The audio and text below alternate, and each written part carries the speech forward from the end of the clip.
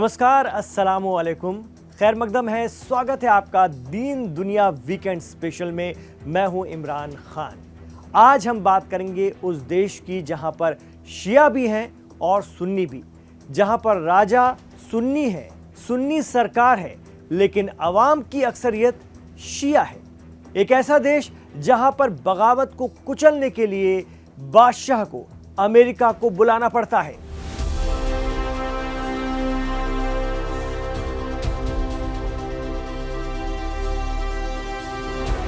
यही वजह है कि अमेरिका का 5वां बेड़ा यहां आकर डट जाता है।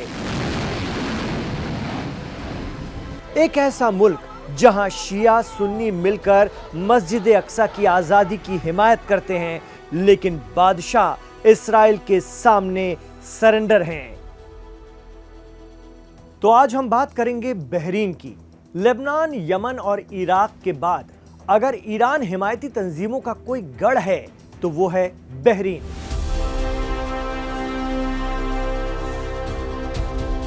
जिसे आज बहरीन कहा जाता है, वो कदीम या प्राचीन दौर में दिलमुन के नाम से जाना जाता था, समंदर के बीच में एक मोती की तरह। यही वजह है कि बहरीन को आज भी अरब का मोती कहा जाता है।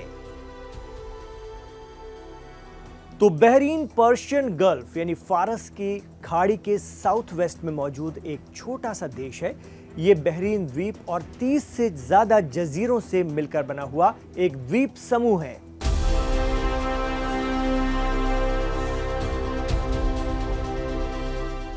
इसका नाम अरबी लफ्ज अल बहरैन से लिया गया है, जिसका मतलब होता है दो समंदर।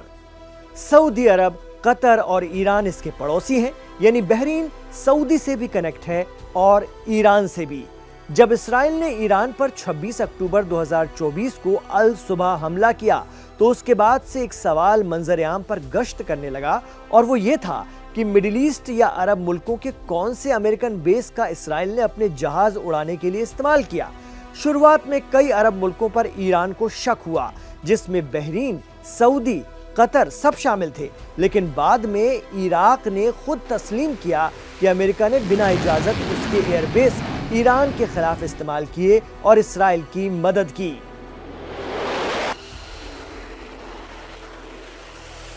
तो ईरान ने खुद पर हुए हमले के बाद जिन अरब मुल्कों पर सबसे पहले शक किया था, उनमें सऊदी और कतर, जिनसे वो अपने ताल्लुकात बेहतर पहले से ही कर चुका है।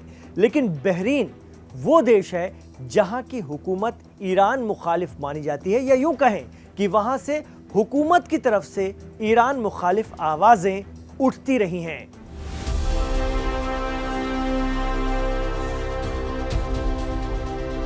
जनता के जरिए नहीं, हुकूमत की तरफ से। दरअसल बहरीन की आबादी प्रो फिलिस्तीन और एंटी इजराइल है, जबकि हुकूमत प्रो इसराइल है।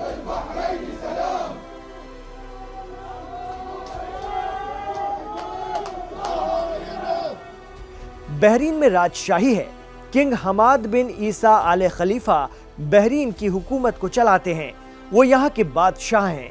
वही प्राइम मिनिस्टर और कैबिनेट को अपॉइंट करते हैं। बहरीन में तेल के भंडार, समंदर और रेगिस्तान सब कुछ है, इसलिए अमेरिका की यहाँ खास दिलचस्पी रहती है, और यहीं से ईरान और बहरीन की ईरान हिमायती आवाम को दिक्कत होती है। ऐसे में यमन और गजा से उठती इसराइल मुखालिफ आवाजों का साथ देने के लिए बहरीन से भी एक तंजीम बहुत तेजी से उभरी है।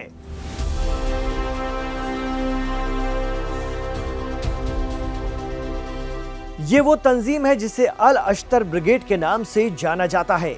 इसे साल 2013 में कायम किया गया था, जो बहरीन हुकूमत के खिलाफ एक आंदोलन, एक मूवमेंट कहा जाता है।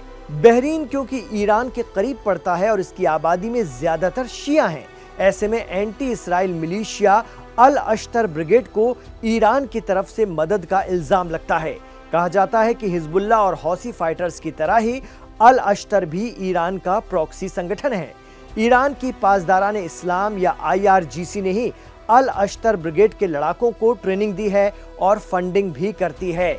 यही वजह रही कि जब लेबनान में इसराइल के जरिए Hezbollah chief Sayyed Hassan Nasrallah को कत्ल किया गया तो बहरीन की तरफ से भी इसराइल पर अटैक हुआ था।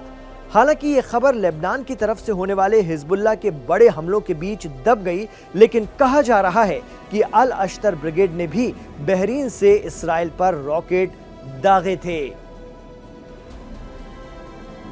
तो बहरीन की हमाद बिन ईसा आले खलीफा हुकूमत और शिया मिलिशिया अल अक्सा ब्रिगेड के दरमियान अक्सर झड़पें होती रहती हैं।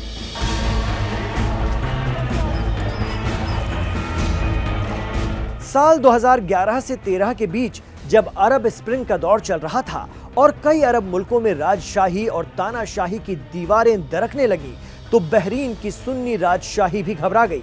उस वक्त 14 फरवरी 2011 को बहरीन में भी सरकार के खिलाफ विरोध प्रदर्शन शुरू हुए।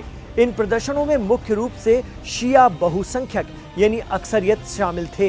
ये प्रदर्शन ट्यूनीशिया और मिस्र में हुए विरोध प्रदर्शनों से प्रेरित या मुतासिर थे। बहरीन की सुन्नी राजशाही ने मुजाहरा या प्रदर्शन कर रहे लोगों को ईरान का एजेंट करार दिया। उसी साल मार्च में सऊदी अरब और यूएई ने बहरीन राजशाही की मदद के लिए 1500 फौजी और हथियार वगैरह भेजे, तब कहीं जाकर ये बगावत कंट्रोल में आ सकी। आरोप लगता है कि उस वक्त बहरीन की बगावत को दबाने में अमेरिका ने भी राज परिवार का साथ दिया, लेकिन ईरान की मदद से अल अश्तर ब्रिगेड बहरीन की बादशाहत और इसराइल की फिलिस्तीन पर आक्रामकता के खिलाफ मैदान में है। यही वजह है कि मिडिल ईस्ट समेत ईरान पर दबाव बनाए रखने के लिए अमेरिकी नेवी का 9वां बेड़ा बहरीन में तैनात है। कहा जाता कि एक तरफ तो बहरीन की आवाम अरब मुल्कों की आवाम के साथ ही मस्जिद अक्सा की आज़ादी की हिमायत करती है, तो दूसरी तरफ बहरीन की हुकूमत यानी सरकार ने 2020 में ट्रंप के पहले कार्यकाल के दौरान अब्राहम समझौता अंजाम दे दिया इसराइल के साथ।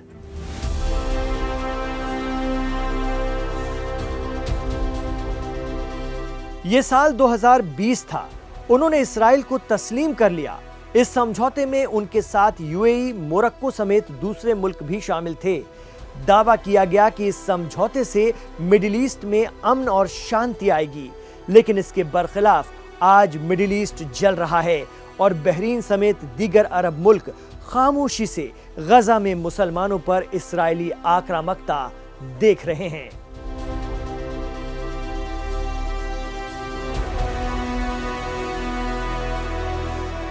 तो बहरीन की सियासत, वहां के हालात और अल अश्तर ब्रिगेड को लेकर हमारा ये एपिसोड दीन दुनिया वीकेंड स्पेशल आपको कैसा लगा, हमें कमेंट बॉक्स पर जरूर बताइएगा। इमरान खान के साथ आखिर तक कनेक्ट रहने के लिए आपका बहुत शुक्रिया। आपसे गुजारिश है कि हमारे इस वीडियो को लाइक कर दीजिए ताकि ये ज़्यादा से ज़्यादा लोगों तक पहुंच सके, और आपकी जिम्मेदारी है कि आप इसे व्हाट्सएप के ज़रिए अपने दोस्तों और रिश्तेदारों तक पहुंचाएं, उन तक शेयर करें।